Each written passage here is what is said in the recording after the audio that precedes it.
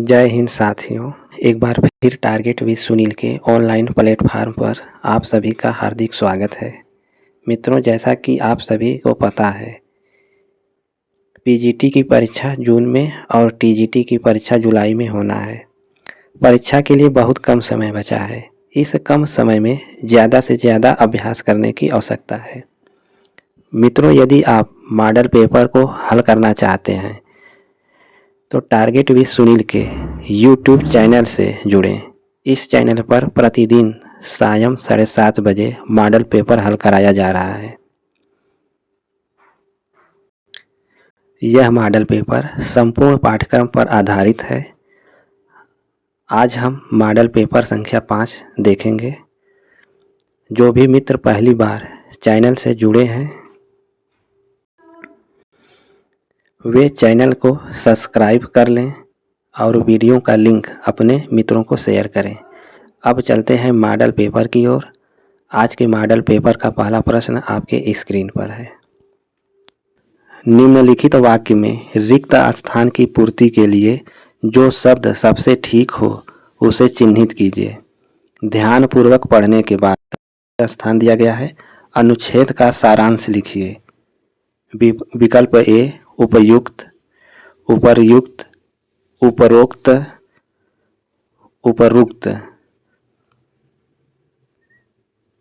तो आप सभी बताइए कि रिक्त स्थान के लिए सबसे उचित शब्द क्या होगा। तो राइट आंसर है उपर्युक्त।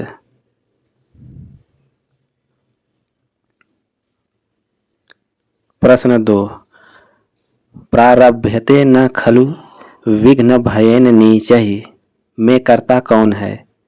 मध्यः, उत्तमः, नीचहि, साधारणः। तो आपको बताना है इसमें कौन सा कर्ता है। तो राइट आंसर है नीचहि में यह कर्ता है। प्रश्न 3, इनमें से गलत वर्तनी का शब्द है। आधीन, ज्योत्सना, अहर्निश, अनुगृहीत। तो गलत वर्तनी का शब्द कौन सा है। तो राइट आंसर है गलत वर्तनी का शब्द है आधीन। शुद्ध सही शब्द होना चाहिए अधीन। प्रश्न 4, सुषुप्ति का विलोम है। जागरित, जागना, जगाना या जागरण। सुषुप्ति का सही विलोम क्या होगा। तो राइट आंसर है जागरित। प्रश्न 5, पाश्चात्य का विलोमार्थक शब्द है। पौर्वात्य, पूर्वी, पूर्वीय या नवीन। पाश्चात्य का विलोम क्या है।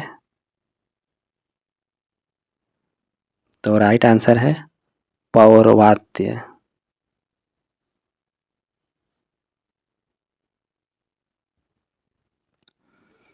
पुष्प का पर्यायवाची है कनक, कंचन, ललित या सुमन।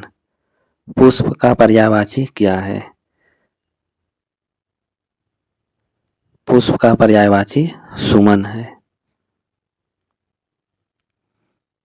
प्रश्न 7, निम्नलिखित में से क्या मोर का एक पर्यायवाची नहीं है। मयूर, मेदिनी, कलापी या केकी। मयूर का पर्यायवाची नहीं है, यह आपको बताना है। तो मयूर का पर्यायवाची नहीं है मेदिनी।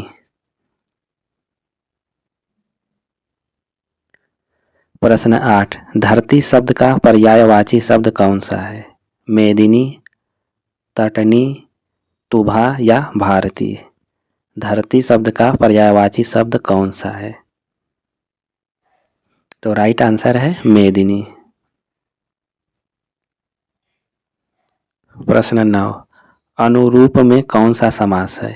कर्मधारय, तत्पुरुष, अव्ययी भाव या द्विगु समास। अनुरूप में कौन सा समास होगा। अनुरूप में अव्ययी भाव समास है। प्रश्न 10, निम्नलिखित में से कौन सा शब्द तत्पुरुष समास का उदाहरण है। सही विकल्प का चयन कीजिए। हरिशंकर, राजपुत्र, पीताम्बर, रात दिन। तो कौन सा तत्पुरुष समास का उदाहरण है?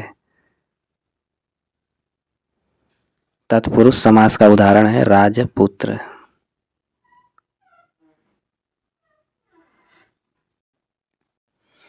प्रश्न 11, निम्नलिखित में पुल्लिंग शब्द है सरसों, मकई, सारस या मूंग। कौन सा पुल्लिंग शब्द है? 5 सेकेंड आपके पास टाइम है। तो पुल्लिंग शब्द है सारस।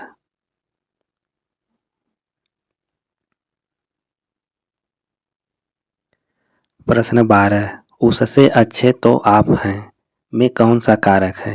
अधिकरण, अपादान, करण या संबोधन कारण। उससे अच्छा तो आप हैं कौन सा कारक है? तो राइट आंसर है अपादान कारक।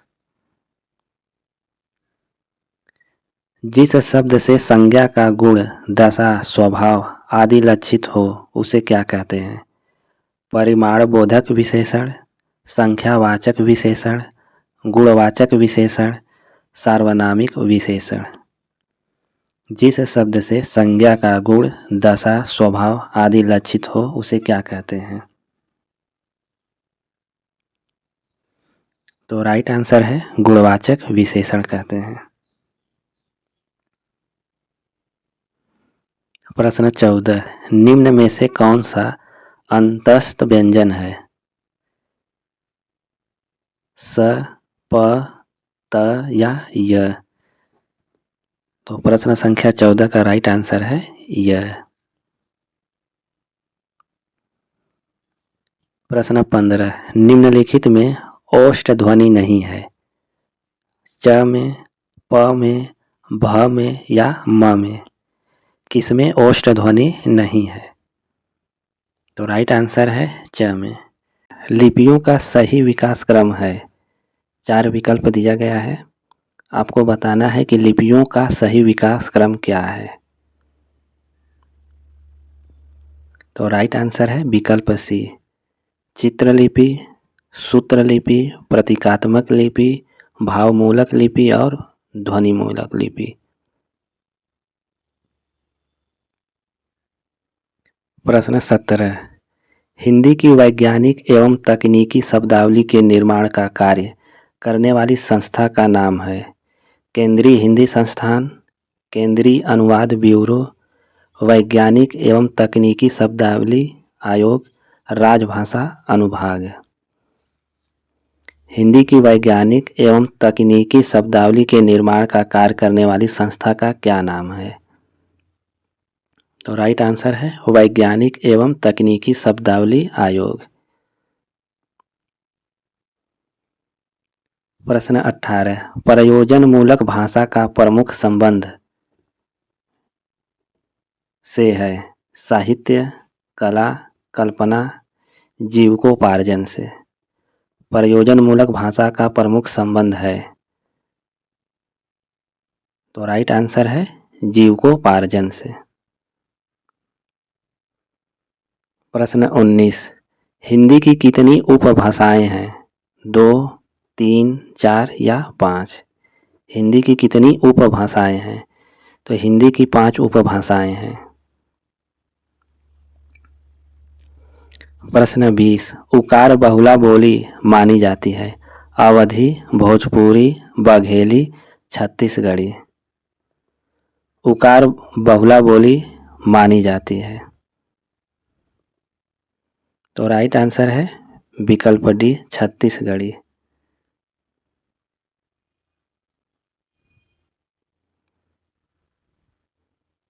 प्रश्न 21, आधुनिक भारतीय भाषाओं का सर्वप्रथम वर्गीकरण किस विद्वान ने किया?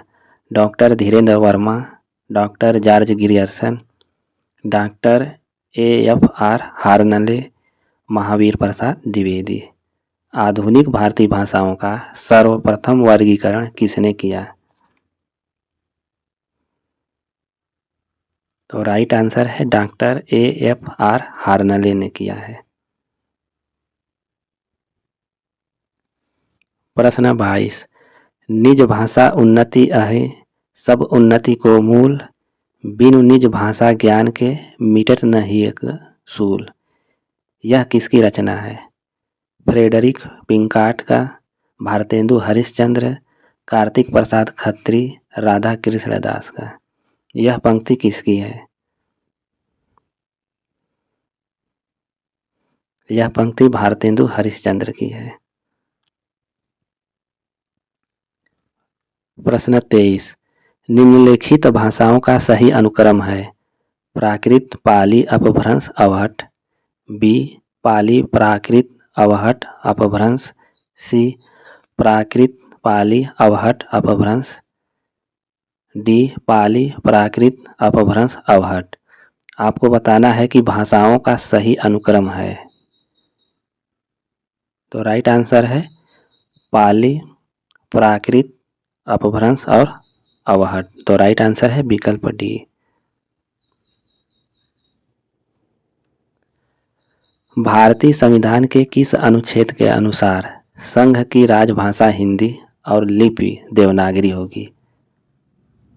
अनुच्छेद 344, अनुच्छेद 351, अनुच्छेद 343 या अनुच्छेद 345 के अनुसार?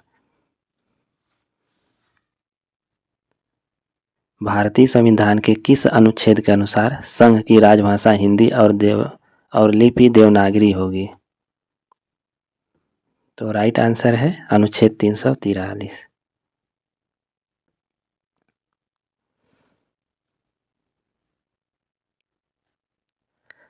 आर्य परिवार की भाषाओं का वर्गीकरण ध्वनियों के आधार पर करने की चेष्टा सबसे पहले किस विद्वान ने सुझाया था?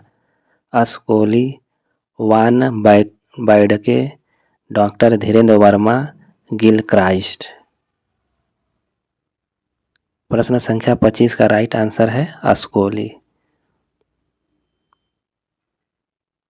प्रश्न 26। डॉक्टर गिरियर्सन ने राजस्थानी बोलियों को कितने वर्गों में रखा है? 2, 6, 5 या 7 बोलियों में? डॉक्टर गिरियर्सन ने राजस्थानी बोलियों को कितने वर्गों में रखा है? तो राइट आंसर है 5 वर्गों में।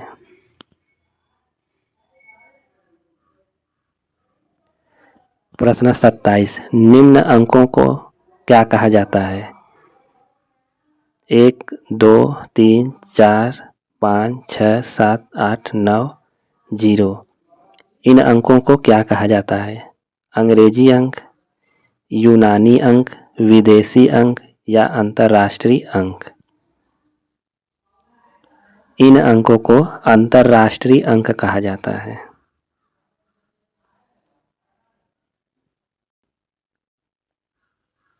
प्रश्न 28। भारतीय संविधान के किस अनुच्छेद के अनुसार उच्चतम न्यायालय तथा उच्च न्यायालय में सब कार्यवाहियां अंग्रेजी भाषा में होंगी? अनुच्छेद 343, अनुच्छेद 344, अनुच्छेद 346 या अनुच्छेद 348 में? भारतीय संविधान के किस अनुच्छेद के अनुसार उच्चतम न्यायालय तथा उच्च न्यायालय में सब कार्यवाहियां अंग्रेजी भाषा में होंगी? तो राइट आंसर है अनुच्छेद 348।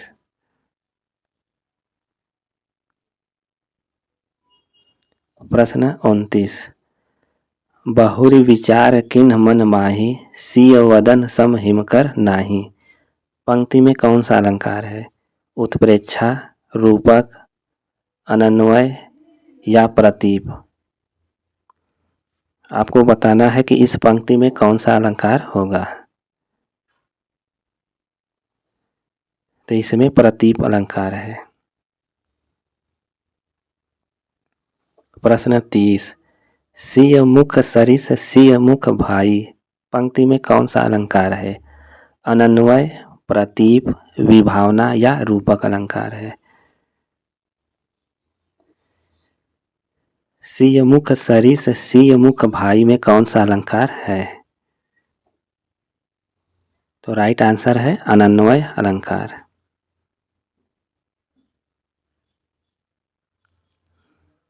प्रश्न 31। पीपर पात सरिस मन डोला। कौन सा अलंकार है?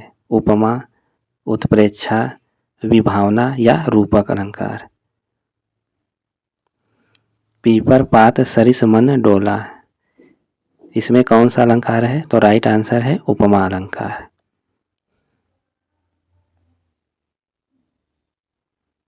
प्रश्न 32, पाँव महावर दैन कौ नाइनी बैठी आई, फिर जानी महावरी एड़ी मिड़त जाए। उपर्युक्त दोहे में कौन सा अलंकार है? उत्प्रेक्षा, भ्रांतिमान, संदेह या दृष्टांत अलंकार। इस दोहे में कौन सा अलंकार है? तो राइट आंसर है भ्रांतिमान अलंकार। प्रश्न संख्या 33, राम कथा सुंदर करतारु संशय विहग उड़ावन हारी, इस पंक्ति में कौन सा छंद है?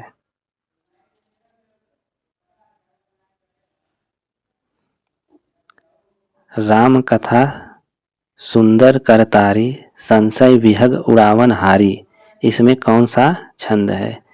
तो राइट आंसर है चौपाई छंद। चौपाई छंद में प्रत्येक चरण में 16-16 मात्राएं होती हैं।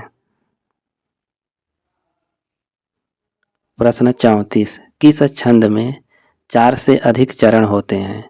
रोला, बरवय, छप्पय या सोरठा छंद में? किस छंद में 4 से अधिक चरण होते हैं? तो राइट आंसर है छप्पय छंद में 4 से अधिक चरण होते हैं। प्रश्न 35, रीति मुक्त श्रृंगारी कवि नहीं है? सेनापति, द्विजदेव, आलम या ठाकुर। तो कौन रीति मुक्त श्रृंगारी कवि नहीं है? तो राइट आंसर है सेनापति। प्रश्न 36, निम्नलिखित में से कौन सा छंद वर्णिक छंद है? अरिल, रोला, शालिनी या गीतिका छंद। कौन सा छंद वर्णिक है? तो वर्णिक छंद है शालिनी। प्रश्न 37, निम्नलिखित में से कौन सा वर्णिक छंद नहीं है?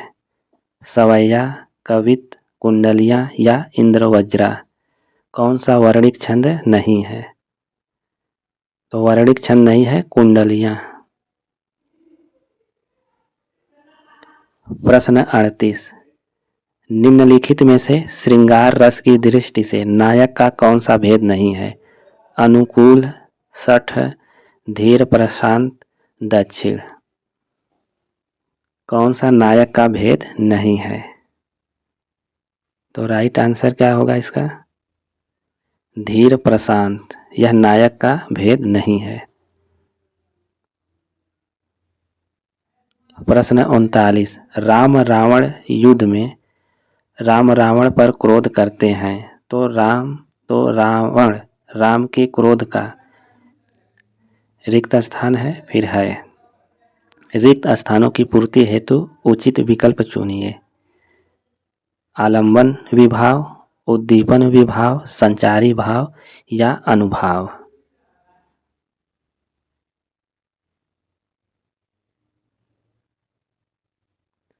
राम रावण युद्ध में राम रावण पर क्रोध करते हैं तो रावण राम के क्रोध का है।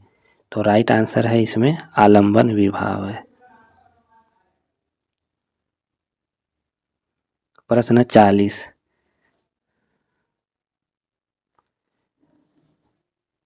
श्री वल्लभाचार्य ने जिस कृष्ण भक्ति को प्रतिष्ठित किया उसका दार्शनिक आधार है? अद्वैत दर्शन, द्वैत दर्शन, शुद्धाद्वैत दर्शन या द्वैताद्वैत दर्शन। कृष्ण भक्ति को प्रतिष्ठित किया, इसका दार्शनिक आधार है। राइट आंसर है शुद्धाद्वैत दर्शन। प्रश्न 41, विनय पत्रिका के पदों में तुलसीदास की भक्ति किस भाव की है? सख्य भाव, आत्म भाव, प्रेम भाव या दास्य भाव की? विनय पत्रिका के पदों में तुलसी की भक्ति किस भाव की है? तो राइट आंसर है दास्य भाव की। प्रश्न 42, चंदायन के रचयिता हैं मलिक मोहम्मद जायसी, कुतुबन, मंझन या मुल्ला दाऊद हैं। चंदायन के रचयिता कौन हैं? तो चंदायन के रचयिता मुल्ला दाऊद हैं। प्रश्न 43, सूफी प्रेमाख्यानक काव्य के संदर्भ में इनमें से कौन सा कथन असत्य है? ए, आचार्य शुक्ल के अनुसार प्रेमाख्यानक काव्य में नायिका की अपेक्षा नायक के विरह को अधिक महत्व दिया गया है। सूफी काव्य अधिकांशतः मुक्तक रूप में लिखे गए थे। सूफी काव्य में कथानक रूढ़ियों का प्रयोग मिलता है। सूफी काव्यों में ऐतिहासिक अनैतिहासिक पात्रों की गाथाओं के साथ साथ रचयिताओं की कल्पना शक्ति का योग भी न्यूनाधिक मात्रा में है। तो प्रश्न संख्या 43 का राइट आंसर होगा विकल्प बी। सूफी काव्य अधिकांशतः मुक्तक रूप में लिखे गए थे। यह कथन असत्य है सूफी प्रेमाख्यानक काव्य के संदर्भ में।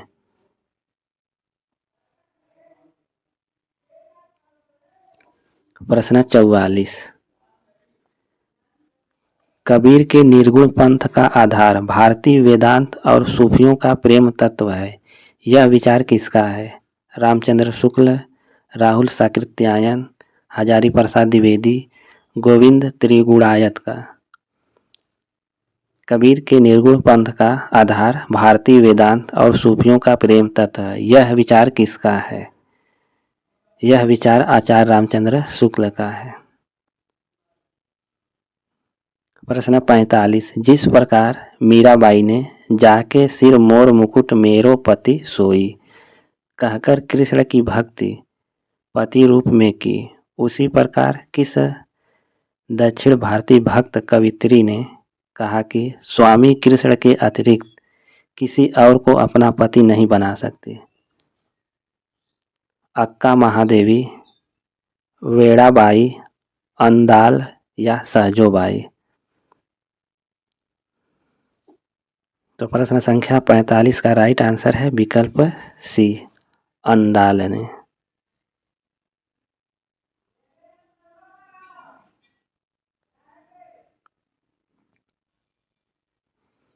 प्रश्न 46, आदिकालीन काव्य ग्रंथों में कथा कहने की परंपरा को लक्ष्य करके पृथ्वीराज रासो के संदर्भ में किस आलोचक ने लिखा है? कथा की परीक्षा इतिहास की दृष्टि से नहीं, काव्य की दृष्टि से होनी चाहिए। पुरानी कथाएं काव्य ही अधिक हैं, इतिहास वे एकदम नहीं है। यह कथन किस आलोचक का है? मुनि विजय, राहुल साकृत्यायन, हजारी प्रसाद द्विवेदी या विश्वनाथ प्रसाद मिश्र का? यह कथन हजारी प्रसाद द्विवेदी का है।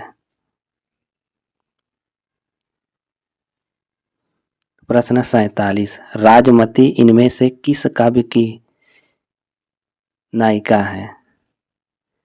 कीर्ति पताका, आल्हा खंड, बीसल देवरासो, रणमल छंद की? राजमती किस काव्य की नायिका है?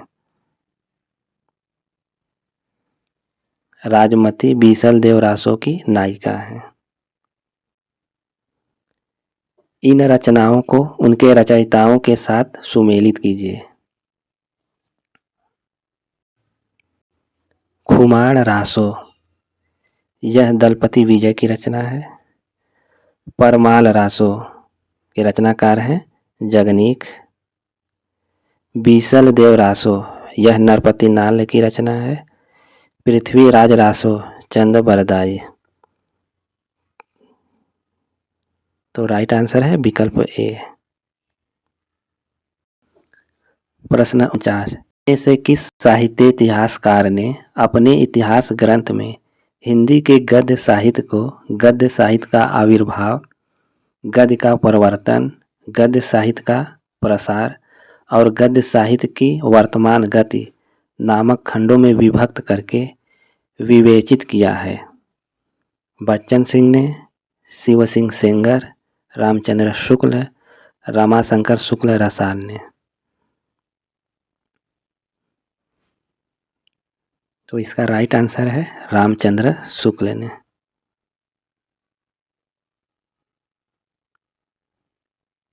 प्रश्न 50, दंडी निम्नलिखित में से किस प्रकार के आचार्य हैं? अलंकारवादी, रसवादी, रीतिवादी या ध्वनिवादी? दंडी किस प्रकार के आचार्य हैं?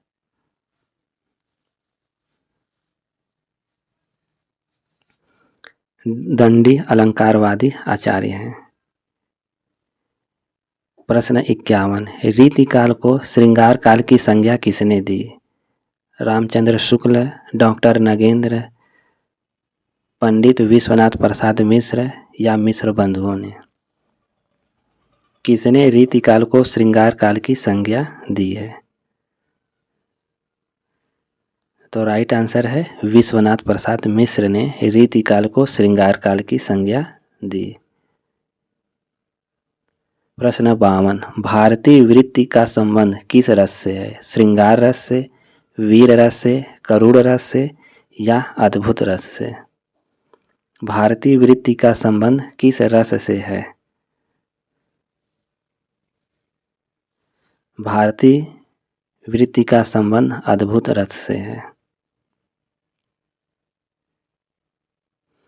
प्रश्न 53, कविता अपने मूल रूप में जीवन की आलोचना है, किसने कहा है?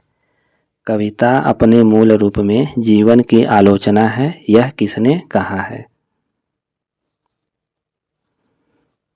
तो राइट आंसर है मैथ्यू अर्नाल्ड ने कहा है। प्रश्न 54, संकलन त्रय में कौन नहीं है? स्थान, काल, वस्तु या कथानक? आपको बताना है कौन संकलन त्रय में नहीं है।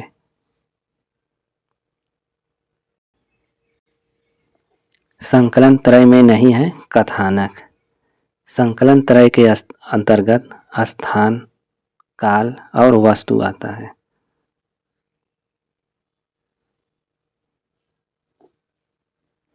The principles of literary criticism किसका ग्रंथ है? I.A. रिचर्ड्स, मैथ्यू अर्नल्ड, लुकाच या क्रोचे का?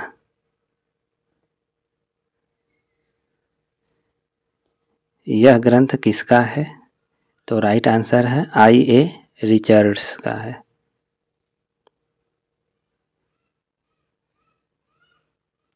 प्रश्न 56,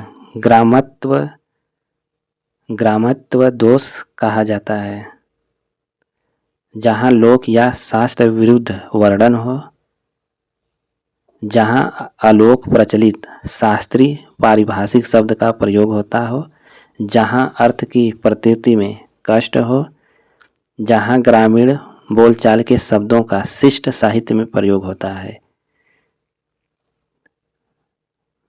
ग्राम्यत्व दोष कहाँ है? तो राइट आंसर है जहाँ ग्रामीण बोलचाल के शब्दों का शिष्ट साहित्य में प्रयोग होता है।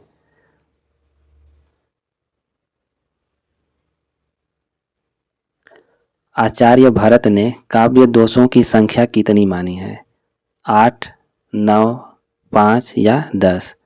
आचार्य भरत ने काव्य दोषों की संख्या 10 माना है। प्रश्न 58, शब्द की जिस शक्ति से उसके सांकेतिक अर्थ का बोध हो वहाँ कौन सी शब्द शक्ति होती है?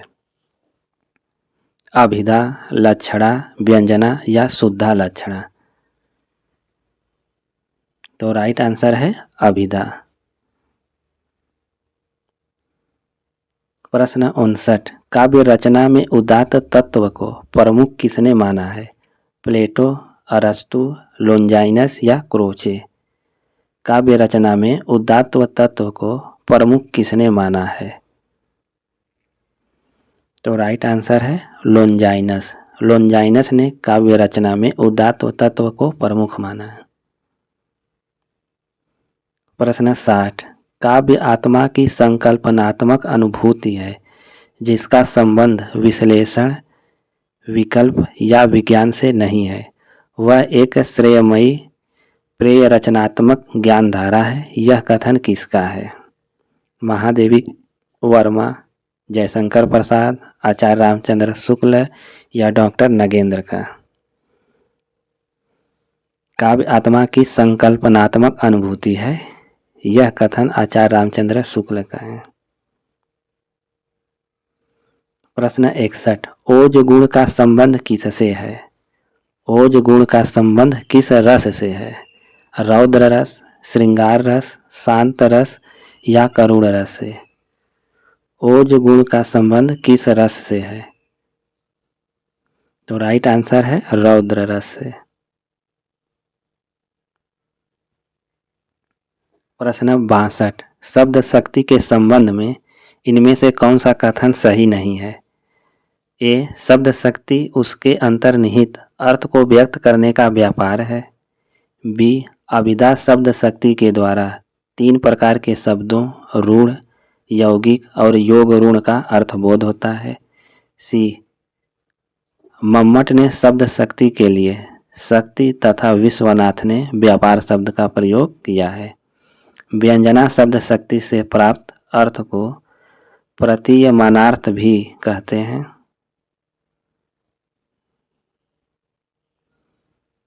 आपको बताना है शब्द शक्ति के संबंध में कौन सा कथन सही नहीं है। तो राइट आंसर है विकल्प सी, मम्मट ने शब्द शक्ति के लिए शक्ति तथा विश्वनाथ ने व्यापार शब्द का प्रयोग किया है। यह कथन शब्द शक्ति के संबंध में गलत है। प्रश्न 63, अरस्तु के अनुसार विरेचन का परिष्कार करता है अंतर्वृत्तियों, आत्मा, पाचन तंत्र या काव्य शैली का? अरस्तु के अनुसार विरेचन का परिष्कार करता है। अरस्तु के अनुसार विरेचन अंतर्वृत्तियों का परिष्कार करता है। तो राइट आंसर है विकल्प ए। प्रश्न 64, लक्षणा शब्द शक्ति से संबंधित कौन सा कथन सही नहीं है? किसी शब्द का मुख्य अर्थ बाधित होने पर उसका अन्य अर्थ ग्रहण किया जाता है। बी, इस अन्य अर्थ का मुख्य अर्थ से कोई संबंध नहीं होता। सी, यह अन्य अर्थ किसी रूढ़ि के आधार पर ग्रहण किया जाता है। डी, किसी प्रयोजन के आधार पर भी अन्य अर्थ ग्रहण किया जाता है। लक्षणा शब्द शक्ति से संबंधित कौन सा कथन सही नहीं है? तो राइट आंसर है विकल्प बी, इस अन्य अर्थ का मुख्य अर्थ से कोई संबंध नहीं होता है।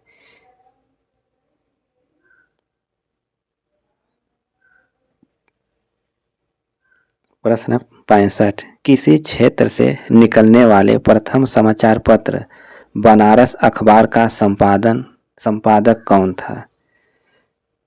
बनारस अखबार का संपादक कौन था? गोविंद थते, गोविंद रानाडे, भारतेंदु हरिश्चंद्र या बालकृष्ण मह? हिंदी क्षेत्र से निकलने वाले प्रथम समाचार पत्र बनारस अखबार का संपादक कौन था?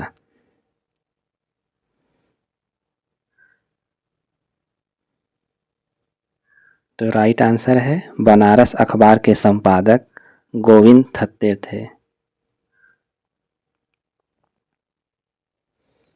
प्रश्न 66, भीष्म साहनी के उपन्यास तमस को कौन सा पुरस्कार प्राप्त हुआ? ज्ञानपीठ, साहित्य अकादमी, मैगसेसे या पद्मश्री? तमस को कौन सा पुरस्कार प्राप्त हुआ था? तो राइट आंसर है साहित्य अकादमी पुरस्कार प्राप्त हुआ था। प्रश्न 67, प्रजा हितैषी अखबार कहाँ से निकलता था? बनारस, कलकत्ता, आगरा या लखनऊ से? प्रजा हितैषी अखबार कहाँ से निकलता था?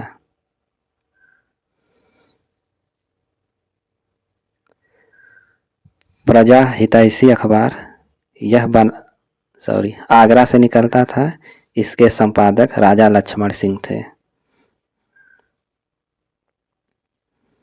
प्रश्न 68, वर्ष 2016 का साहित्य अकादमी पुरस्कार नासिरा शर्मा को उनके किस उपन्यास पर दिया गया?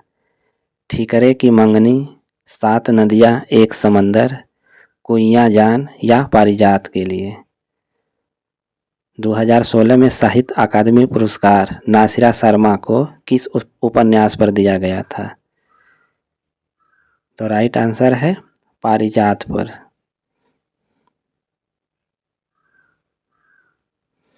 प्रश्न 69, यात्री मित्र यात्रा वृत्तांत के लेखक हैं शिव प्रसाद गुप्त, विष्णु प्रभाकर, सत्यदेव परिव्राजक, राम नारायण मिश्र। यात्री मित्र यात्रा वृत्तांत के लेखक हैं सत्यदेव परिव्राजक हैं। प्रश्न 70, शरद जोशी द्वारा लिखित व्यंग्य लेख नहीं है। हम भ्रष्ट हमारे, दो व्यंग्य नाटक, शोक सभा, जीभ पर सवार इल्लियां। शरद जोशी द्वारा लिखित व्यंग्य लेख नहीं है। राइट आंसर है विकल्प सी, शोक सभा। यह शरद जोशी द्वारा लिखित व्यंग्य लेख नहीं है।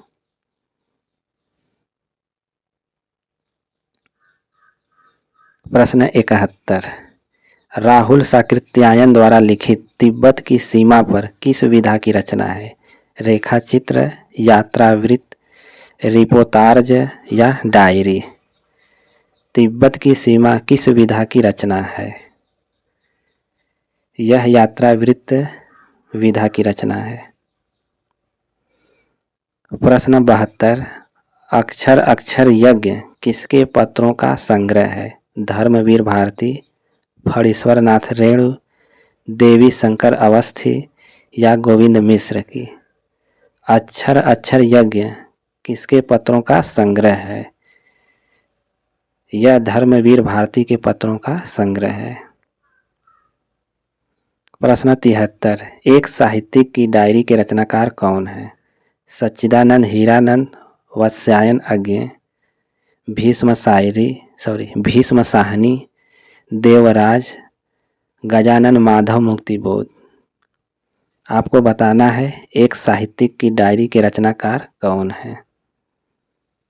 तो राइट आंसर है गजानन माधव मुक्तिबोध है। प्रश्न 74, किसी व्यक्ति, वस्तु या संदर्भ का तटस्थ अंकन करने वाली साहित्यिक विधा का नाम है? संस्मरण, आत्मकथा, फीचर या रेखाचित्र है? किसी व्यक्ति, वस्तु या संदर्भ का तटस्थ अंकन करने वाली साहित्यिक विधा का नाम क्या है? तो राइट आंसर है रेखाचित्र। प्रश्न 75, किस विधा में तथ्य आवश्यक नहीं होते? जीवनी, यात्रा वृत्तांत, संस्मरण या डायरी में? किस विधा में तथ्य अत्यावश्यक नहीं होते? तो राइट आंसर है संस्मरण में।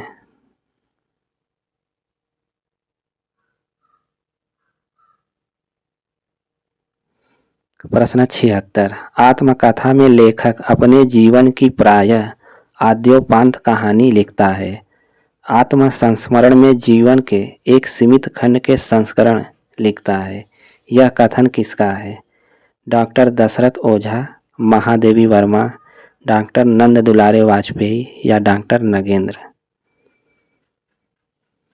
यह कथन किसका है? राइट आंसर है डॉक्टर दशरथ ओझा।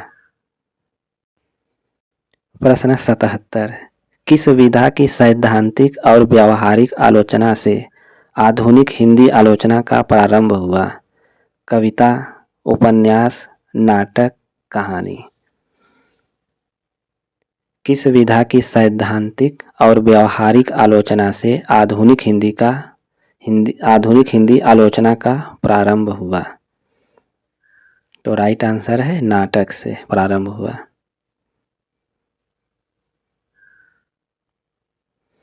प्रश्न 78, यमलोक की यात्रा निबंध के लेखक कौन हैं? प्रताप नारायण मिश्र, राधाचरण गोस्वामी, बद्री नारायण चौधरी प्रेमघन या बालमुकुंद गुप्त? यमलोक की यात्रा निबंध के लेखक कौन हैं? यमलोक की यात्रा राधाचरण गोस्वामी की निबंध है। यमलोक की यात्रा राधाचरण गोस्वामी। प्रश्न संख्या 79, आचार्य रामचंद्र शुक्ल के अनुसार श्रद्धा के प्रकार है?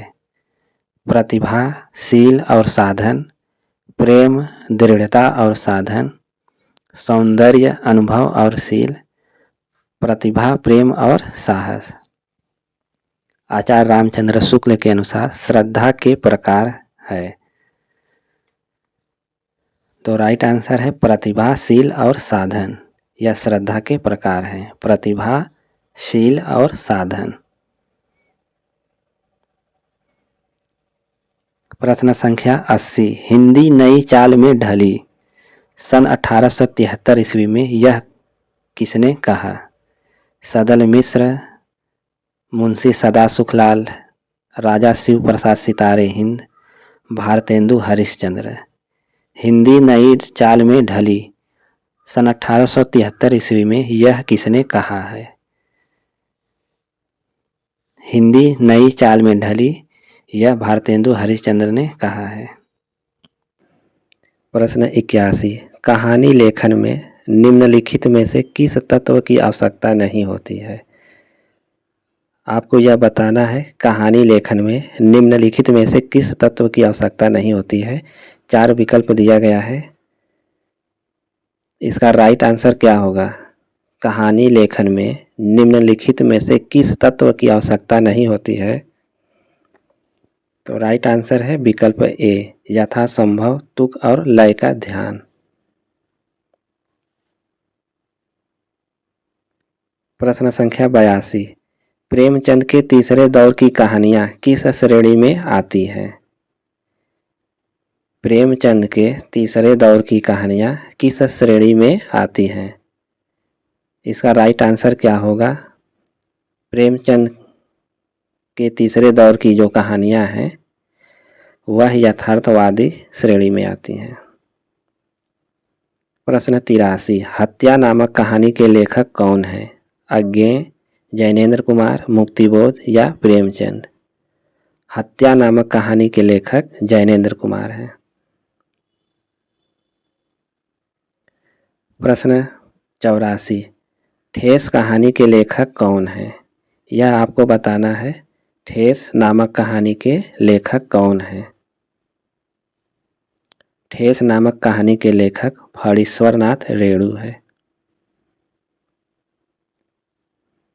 प्रश्न 85, कालक्रम की दृष्टि से निम्नलिखित कहानियों का सही अनुक्रम क्या है?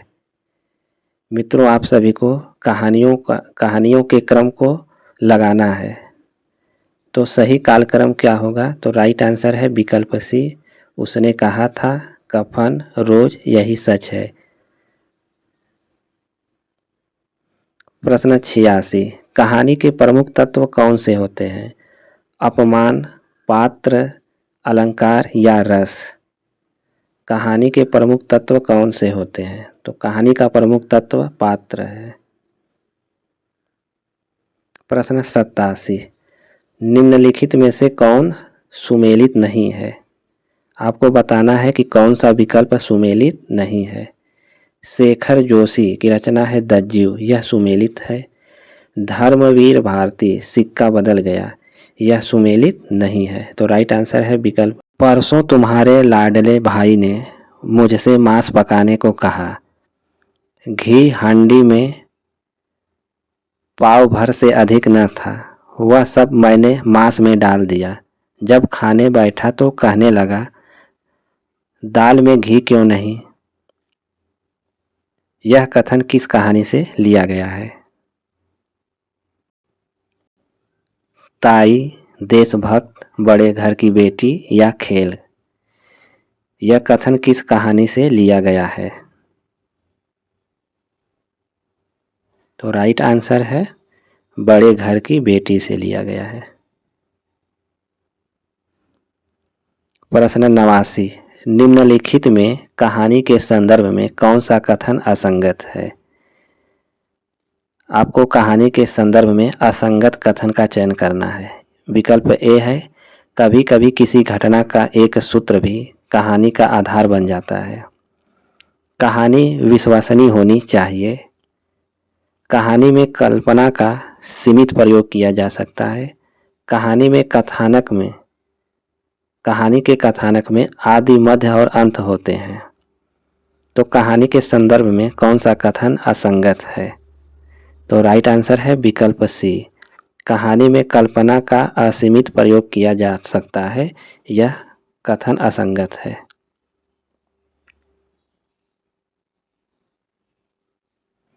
प्रश्न 90, मैला आचन की भाषा परिनिष्ठित हिंदी के व्याकरण की कसौटी पर जगह जगह खरी नहीं उतरती, फिर भी अपने जमाने की यह अत्यंत लोकप्रिय रचना सिद्ध हुई। इसका कारण यह है कि विकल्प ए, इसमें ग्रामीण और शहरी दोनों प्रकार के दृश्यों का भरमार है। बी, परिवेश और पात्रों के अनुरूप यथार्थपरक भाषा का प्रयोग हुआ है। सी, लोक कथाओं, लोकोक्तियों, मुहावरों और लोकगीतों से परहेज किया गया है। इसमें व्याकरणजन्य त्रुटियां नहीं है। तो प्रश्न संख्या 90 का राइट आंसर है विकल्प बी, परिवेश और पात्र के अनुरूप यथार्थपरक भाषा का प्रयोग हुआ है।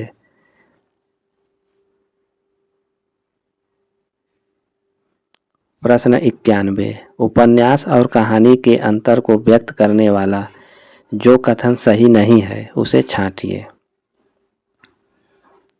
ए, उपन्यास में कथानक होता है, कहानी में वह अनिवार्य नहीं है। कहानी में चरित्र, वातावरण आदि की प्रधानता होती है। बी, उपन्यास में जीवन के समग्र रूप का चित्रण होता है, जबकि कहानी में किसी एक अंश का। सी, उपन्यास में अनेक स्थानों पर इतिवृत्तात्मक वर्णन मिलते हैं, जबकि कहानी में छोटे आकार के कारण ऐसे स्थल नहीं होते। उपन्यास कहानी का लघु संस्करण होता है। कहानी उपन्यास का 10वां भाग होता है। आपको बताना है कौन सा कथन सही नहीं है। तो राइट आंसर है विकल्प डी, उपन्यास कहानी का लघु संस्करण होता है, कहानी उपन्यास का 10वां भाग है। यह कथन असंगत है। प्रश्न 92, तीसरी सत्ता उपन्यास के लेखक का नाम क्या है? गिरिराज किशोर, श्रीलाल शुक्ल, गोविंद मिश्र, निर्मल वर्मा। तीसरी सत्ता उपन्यास के लेखक कौन है? तो राइट आंसर है गिरिराज किशोर। प्रश्न 93, कंकाल एक प्रकार से पाप और पुण्य की समस्या का उपन्यास है। इस कथन के समकक्ष जयशंकर प्रसाद के बाद निम्नलिखित में से किस उपन्यास में इस समस्या को मुख्य रूप से उठाया गया है? गोदान, अमृत और विष, नदी के द्वीप, चित्रलेखा में। तो राइट आंसर है चित्रलेखा में पाप और पुण्य की समस्या उठाया गया है। प्रश्न 94, निम्नांकित उपन्यासों का काल क्रमानुसार सही विकल्प चिन्हित कीजिए। 4 विकल्प दिया गया है, उपन्यासों का सही क्रमानुसार लगाना है। तो 94 का राइट आंसर है विकल्प सी, प्रेमाश्रम। इसकी रचना जो है 1922 ईस्वी में हुआ। गबन का प्रकाशन वर्ष 1931, कर्मभूमि 1933 और गोदान 1936 ईस्वी। तो राइट आंसर है विकल्प सी। प्रश्न 95, दीवार में एक खिड़की रहती थी उपन्यास की रचना किसने किया? गिरिराज किशोर, काशीनाथ सिंह, अरुण, विनोद कुमार शुक्ल। दीवार में एक खिड़की रहती है उपन्यास की रचना किसने किया? तो राइट आंसर है विनोद कुमार शुक्ल की रचना है। प्रश्न 96, हजारी प्रसाद द्विवेदी के किस उपन्यास में औपनिषदिक कथा का आधार लिया गया है? बाणभट्ट की आत्मकथा, पुनर्नवा, चारुचंद्र लेख, अनामदास का पोथा। हजारी प्रसाद द्विवेदी के किस उपन्यास में औपनिषदिक कथा का आधार लिया गया है? तो राइट आंसर है अनामदास का पोथा।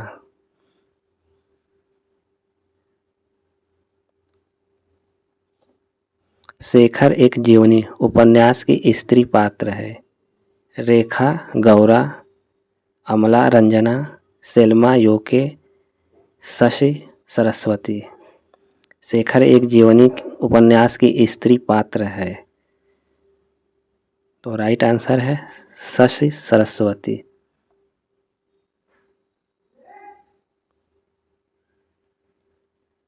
प्रश्न 98, यशपाल के उपन्यास झूठा सच में दौलत राम आजाद किस राजनीतिक दल का सदस्य था? Congress, communist party, Muslim party, Jana Sangh. झूठा सच में दौलत राम आजाद किस राजनीतिक दल का सदस्य था? तो राइट आंसर है कम्युनिस्ट पार्टी दल का सदस्य था। प्रश्न 99, निम्न में से भीष्म साहनी द्वारा रचित उपन्यास है? देहाती दुनिया, सती मैया का चौरा, धरती धन अपना, मैया दास की माड़ी। भीष्म साहनी द्वारा रचित उपन्यास है मैया दास की माड़ी।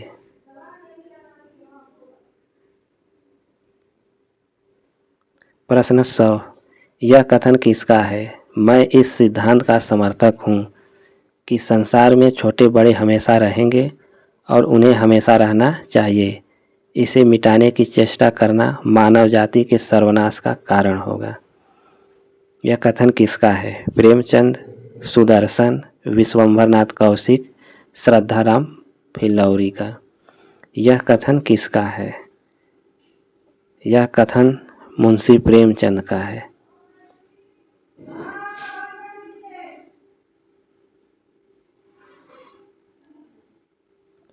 प्रश्न संख्या 101, बांधो न नाव इस ठाव के लेखक हैं? उपेंद्रनाथ अश्क, निराला, जयशंकर प्रसाद या मुक्तिबोध। बांधो न नाव इस ठाव के लेखक हैं उपेंद्रनाथ अश्क।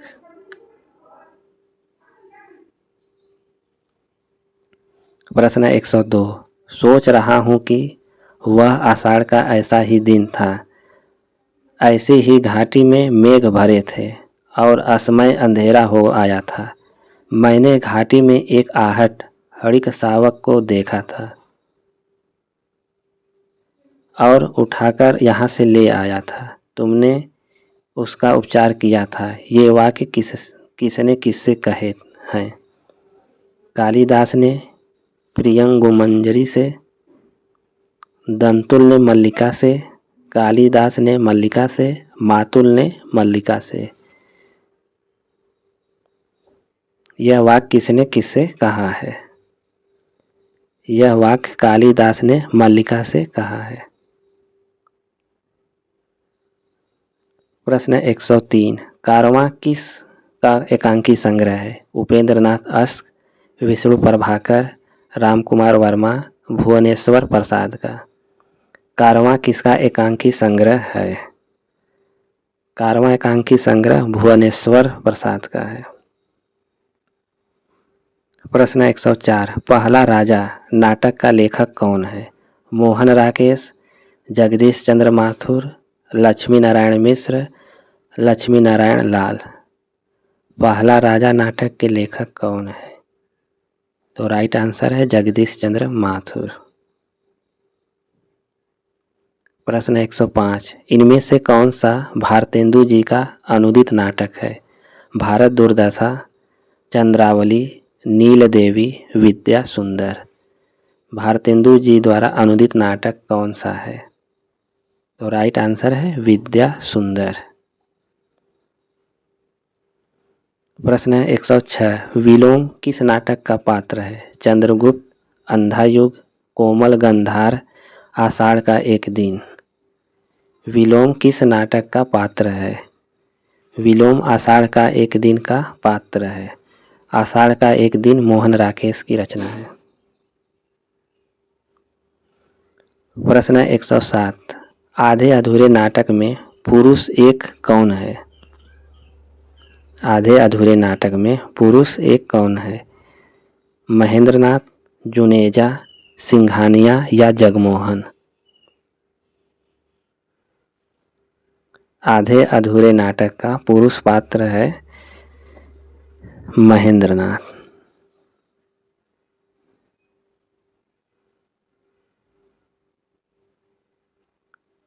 प्रश्न 108, स्कंदगुप्त में कवि कालिदास का नाम है? वर्णदत्त, प्रख्यात कीर्ति, मातृगुप्त, चक्रपालित। स्कंदगुप्त में कवि कालिदास का नाम क्या है? स्कंदगुप्त में कालिदास का नाम मातृगुप्त है।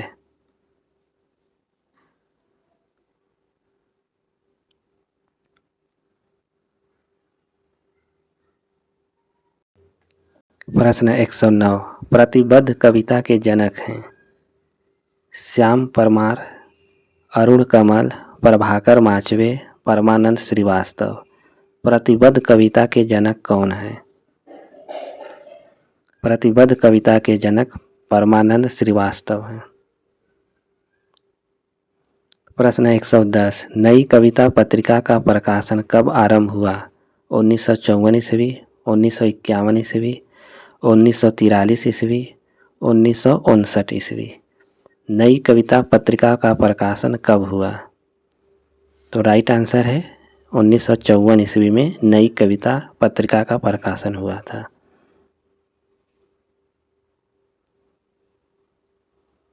प्रश्न 111, तार सप्तक में कौन सा कवि सम्मिलित नहीं है? भारत भूषण अग्रवाल, मुक्तिबोध, नेमीचंद जैन, रघुवीर सहाय। तार सप्तक में कौन सा कवि सम्मिलित नहीं है? तो राइट आंसर है रघुवीर सहाय। प्रश्न संख्या 112, हम तो सारा का सारा लेंगे, जीवन कम से कम वाली बात न हमसे कहिए। उपर्युक्त काव्य पंक्तियों के कवि हैं? अज्ञेय, सर्वेश्वर दयाल सक्सेना, रघुवीर सहाय या मुक्तिबोध हैं। इस काव्य पंक्ति के कवि कौन हैं? तो राइट आंसर है रघुवीर सहाय। प्रश्न 113, इनमें से प्रयोगवादी कविता से संबंधित कौन सा कथन गलत है? ए, इसमें बौद्धिक स्तर पर अनुभूति की अभिव्यक्ति के लिए माध्यम की उपयोगिता स्वीकार की गई है। बी, इसमें कविता के शिल्प को विषय वस्तु से अलग माना गया है। सी, इसमें अभिव्यक्ति को अनुभूति के अनुकूल नए माध्यमों का प्रयोग करने की स्वतंत्रता है। डी, इसके अनुसार कोई भी अनुभूति अपने क्षण विशेष में उतनी ही महत्वपूर्ण है जितनी कि समूचे जीवन के मुक्त विस्तार में। तो आपको बताना है प्रयोगवादी कविता के संबंध में कौन सा कथन गलत है। तो राइट आंसर है विकल्प बी, इसमें कविता के शिल्प को विषय वस्तु से अलग माना गया है, यह कथन गलत है। प्रश्न 114, रश्मिलोक के रचयिता हैं? माखनलाल चतुर्वेदी, नागार्जुन, रामधारी सिंह दिनकर या हरिवंश राय बच्चन हैं। रश्मिलोक के रचयिता कौन हैं? रश्मिलोक के रचयिता रामधारी सिंह दिनकर हैं। प्रश्न संख्या 115, कबीर के उपरांत हर विध्वंसकारी और जन विरोधी शक्ति को सर्वाधिक खुली चुनौती देने वाले साहित्यकार हैं? निराला, नागार्जुन, दिनकर या हरिऔध? तो राइट आंसर है विकल्प बी, नागार्जुन। कबीर के उपरांत हर विध्वंसकारी और जन विरोधी शक्ति को सर्वाधिक खुली चुनौती देने वाला साहित्यकार नागार्जुन है। प्रश्न 116, कामायनी की रचना के बाद उस धारा का कोई और श्रेष्ठ महाकाव्य फिर क्यों नहीं रचा गया? क्योंकि विकल्प ए, जयशंकर प्रसाद जी नहीं चाहते थे, बी, उस कोटि की रचना का शीर्ष शिखर कामायनी को हो चुकी थी, सी, अन्य कवि गण प्रसाद के शिल्प कौशल के आगे हार मान चुके थे। कठिनाइयों का सामना करना कोई नहीं चाहता था। तो प्रश्न संख्या 116 का राइट आंसर क्या होगा? तो इसका राइट आंसर है विकल्प बी, उस कोटि की रचना का शीर्ष शिखर कामायनी हो चुकी थी। प्रश्न 117, छायावाद पर विचार करते हुए हिंदी के कई प्रतिष्ठित आलोचक निर्देश देते हैं कि हिंदी में छायावाद बांग्ला साहित्य के अनुकरण पर आया। इस संदर्भ में कौन सा विकल्प सही है? विकल्प ए, बांग्ला की अन्य विधाओं की तरह उसकी छायावादी कविता का भी अनुकरण छायावादी कवियों ने किया। बी, बांग्ला का छायावादी साहित्य इतना उत्कृष्ट था कि उसका अनुकरण किए बगैर हिंदी के कवि रह नहीं सके। सी, हिंदी के साहित्यकार हर किसी उत्कृष्ट साहित्य से उत्तम कोटि की रचनाओं को ग्रहण करते ही रहते हैं। बांग्ला साहित्य में छायानुवाद युग नाम का कोई युग हुआ ही नहीं। अपनी आधारहीन कल्पना पर ही हिंदी आलोचक ऐसा मत प्रचारित करते रहे। तो आपको बताना है कि कौन सा विकल्प सही है। तो 117 का राइट आंसर है विकल्प डी। प्रश्न 118, निराला जी पर बंग भाषा की काव्य शैली का प्रभाव समास में गुम्फित पदवल्लरी, क्रियापद के लोप आदि में स्पष्ट झलकता है। लाक्षणिक वैलक्षण्य लाने की प्रवृत्ति इनमें उतनी नहीं पाई जाती जितनी प्रसाद और पंत में है। उपर्युक्त कथन किसका है? हजारी प्रसाद द्विवेदी, रामचंद्र शुक्ल, रामस्वरूप चतुर्वेदी या नगेंद्र का? यह कथन किसका है? यह कथन आचार्य रामचंद्र शुक्ल का है। प्रश्न 119, महाराज जसवंत सिंह ने भाषा भूषण की रचना किस ग्रंथ के आधार पर की? चंद्रालोक, साहित्य दर्पण, ध्वन्यालोक या शिवराज भूषण के आधार पर? महाराज जसवंत सिंह ने भाषा भूषण की रचना किस ग्रंथ के आधार पर की? तो राइट आंसर है चंद्रालोक ग्रंथ के आधार पर किया है। प्रश्न 120, फ्रायड के मनोविज्ञान से प्रभावित उपन्यासकार हैं? यशपाल, उपेंद्रनाथ अस्क, अज्ञेय, नागार्जुन? फ्रायड के मनोविज्ञान से प्रभावित उपन्यासकार हैं अज्ञेय।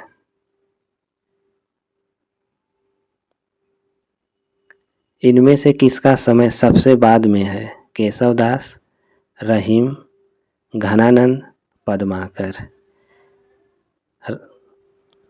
किसका समय सबसे बाद में है? तो राइट आंसर है विकल्प डी, पद्माकर। केशव का जन्म 1555 में हुआ था, रहीम का जन्म 1553 में, घनानंद का जन्म 1689 में और पद्माकर का जन्म 1753 ईस्वी में। तो सबसे बाद में पद्माकर का जन्म है। प्रश्न 122, हिंदी दिवस कब मनाया जाता है? 14 सितंबर, 30 सितंबर, 2 फरवरी या 5 अप्रैल को? हिंदी दिवस कब मनाया जाता है? तो राइट आंसर है 14 सितंबर को। 14 सितंबर 1949 को संविधान सभा ने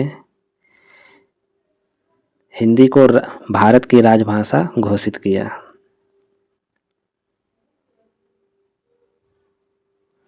प्रश्न 123 शब्द की परिभाषा है। पद समूह, सार्थक ध्वनि समूह या ध्वनि। शब्द की परिभाषा है तो राइट आंसर है सार्थक ध्वनि समूह को शब्द कहते हैं। प्रश्न 124 अद्वितीय का अर्थ है दूसरा, सर्वशक्तिमान, जिसके समान कोई दूसरा न हो, जिसके समान कोई दूसरा हो।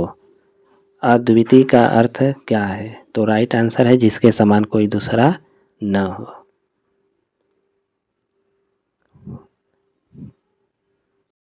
प्रश्न 125 जगदीश शब्द की सही संधि होगी जगत धन ईश, जगत धन ईश, जगद धन ईश, जगद धन ईश।